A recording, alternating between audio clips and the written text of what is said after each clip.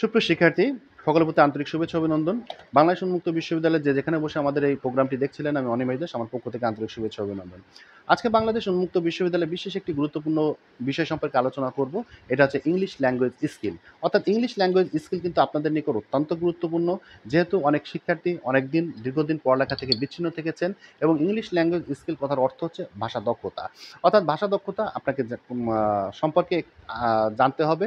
এবং সাথে সাথে আপনাদের কিন্তু বিভিন্ন বছর বিভিন্ন ধরনের প্রশ্ন হয়ে থাকে।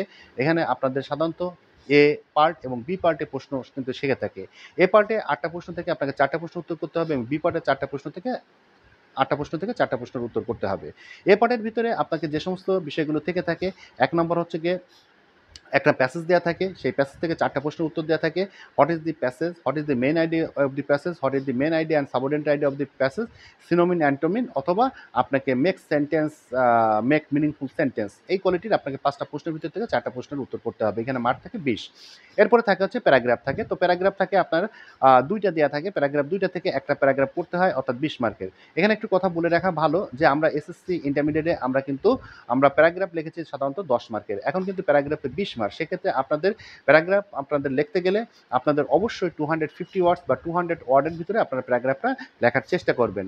শিক্ষার্থীরা কম মার্ক পাওয়ার কারণ হচ্ছে গিয়ে আপনারা এসএসসি এবং ইন্টারে যে পর্যায়ে প্যারাগ্রাফটা লিখে এসেছেন, অর্থাৎ 150 ওয়ার্ডস বা 120 ওয়ার্ডস, সেই প্যারাগ্রাফগুলো যখন লেখেন, যেহেতু আপনাদের এইটা ২০ মার্কের প্যারাগ্রাফ, সেহেতু আপনারা এখানে কিন্তু নাম্বার কিন্তু কম পেয়ে দেওয়া হয়। অর্থাৎ এখানে 250 ওয়ার্ডস বা 200 ওয়ার্ডস লিখলে মোটামুটি কিন্তু চলে। এরপরে আপনাদের থাকে হচ্ছে রিপোর্ট, অর্থাৎ প্রতিবেদন।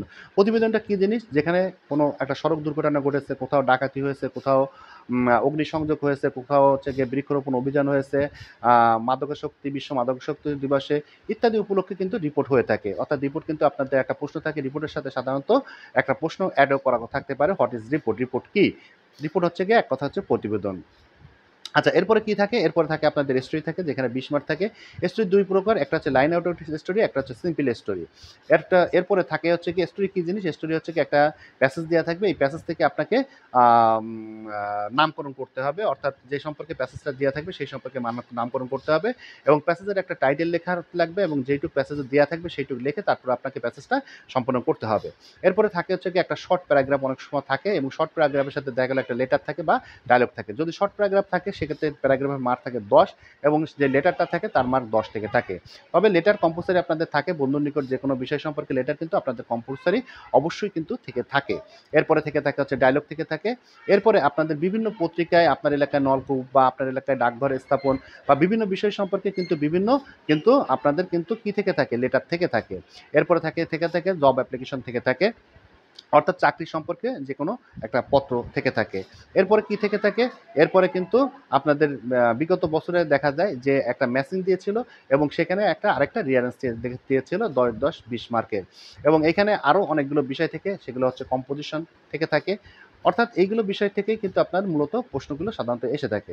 এবং ছোট প্রশ্নের ভিতরে কী থেকে থাকে? ছোট প্রশ্নের ভিতরে সাধারণত বিভিন্ন প্রকার গ্রামেটিক্যাল আইটেম। তো গ্রামেটিক্যাল আইটেমের ভিতরে preposition, article, complete sentence, right form of verbs, tag করছেন, WH করছেন, ন্যারেশন, ভয়েস চেঞ্জ, তো এই কোয়ালিটির জিনিসগুলো থেকে থাকে। এছাড়াও বিভিন্ন ধরনের প্রশ্ন থেকে থাকে, অর্থাৎ note, notice, birthday card, visiting card, poster, এছাড়াও আরও SMS, আরও অনেক প্রকার জিনিস থেকে থাকে। অর্থাৎ ইংলিশে পরিপূর্ণ প্রিপারেশন নিতে গেলে আপনারা অবশ্যই কোনো টিউটরের সহায়তা গ্রহণ করুন, এবং যারা ইংলিশে দক্ষ তারা ইংলিশটা মোটামুটি আয়ত্ত করুন, এবং যারা ইংলিশে অদক্ষ তারা ইংলিশটা মোটামুটি দক্ষতা অর্জন করার জন্য আপনারা পড়ালেখা শুরু করেন। এবং সাথে সাথে যে কাজটি করবেন সে কাজটি হচ্ছে গিয়ে, আপনারা পড়ালেখার জন্য যে কাজটি করতে হবে সে কাজটি হচ্ছে গিয়ে, আপনারা যদি অনেক প্রশ্ন মুখস্থ না হয় সেক্ষেত্রে আপনারা আমাদের কিছু ফরম্যাটের শিট রয়েছে প্রত্যেকটা আইটেমের উপর, যেমন paragraph, composition, letter, story, summarise, তারপর হচ্ছে গিয়ে আপনার রিপোর্ট, বিভিন্ন প্রকার আমাদের ফরম্যাটের শিট রয়েছে।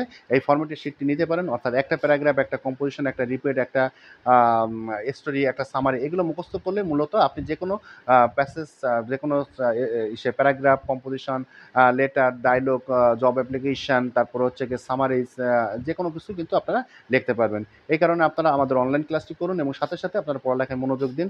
মনে রাখতে হবে যে ভালো রেজাল্ট করা এবং শুধু পাস করা একই কথা নয়। আপনাদের ভবিষ্যতে উচ্চশিক্ষা গ্রহণার্থে আপনারা কিন্তু এই কাজটি করতে হবে, যাতে করে আপনাদের ভালো রেজাল্ট করতে পারেন এবং আপনারা খেয়াল করে দেখবেন যে প্রতিটি চাকরির ক্ষেত্রে কি করে থাকে যে একটা রেজাল্টের মার্ক কিন্তু দিয়ে থাকে যে এত পার্সেন্ট মার্ক পাওয়া লাগবে বা এ গ্রেডে পাওয়া লাগবে, পেলে কিন্তু আপনি কিন্তু সেখানে ভর্তি হতে পারবেন এবং এছাড়াও জব মার্কেটের ক্ষেত্রে কিন্তু ভালো রেজাল্টের কিন্তু গুরুত্ব অপরিসীম। এজন্য শুধু পড়ালেখা না করে আপনারা ভালো পড়ালেখার প্রস্তুতি গ্রহণ করুন এবং সাথে সাথে আমাদের অনলাইন ক্লাস করুন এবং হ্যান্ড নোট বা সাজেশনগুলো সংগ্রহ করুন। আমি অনিমেষ দাস আজকের মতো ক্লাস থেকে বিদায়। সকলে ভালো থাকবেন, সুস্থ থাকবেন এই কামনায়। ধন্যবাদ।